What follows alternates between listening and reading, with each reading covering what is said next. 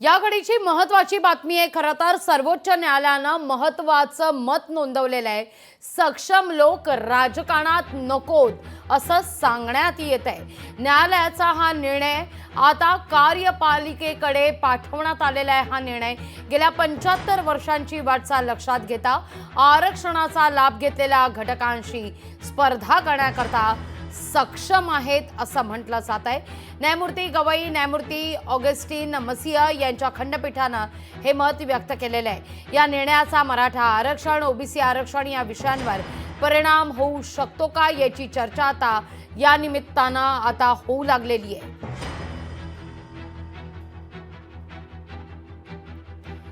या सगळ्याविषयी बोलण्याकरता राजेंद्र कोंढरे समन्वयक मराठा क्रांती मोर्चाचे आपल्या सोबत जोडले गेलेले आहेत। नमस्कार राजेंद्रजी, स्वागत आहे तुमचं लोकशाही मराठीमध्ये। काय पहिली प्रतिक्रिया या सगळ्या निर्णयावर? सक्षम लोक आरक्षणात नकोत असं आता निरीक्षण नोंदवलं जात आहे सर्वोच्च न्यायालयाकडून।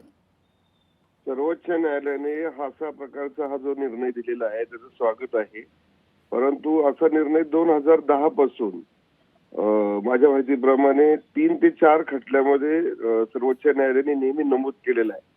आता सरकारला याचा निर्णय घ्यावा लागेल की अनुसूचित जाती आणि जमातीमध्ये जे प्रवर्गातले अंतर्गत लोक आतापर्यंत आरक्षणाचा लाभ घेऊन पुढे आलेले आहेत त्यांनी आता आरक्षणाचा हक्क सोडून त्या समाजातील आर्थिक जे दुर्बल आहेत, वंचित आहेत, त्यांना तो आरक्षणाचा लाभ मिळाला पाहिजे। म्हणजे मूलभूत घटनेमध्ये जे नमूद आहे की तो समाजातला प्रवर्ग सगळा समाजाच्या प्रवाहात पुढे येण्यासाठी जी तरतूद आपल्या घटनेमध्ये केलेली आहे त्याच्याशी तो सुसंगत निर्णय आहे आणि त्याची अंमलबजावणी करण्याची आज आवश्यकता आहे।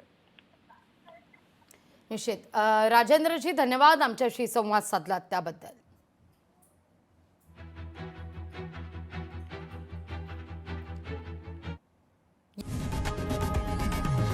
लोकशाही मराठी ऐका, पहा, जागरूक रहा।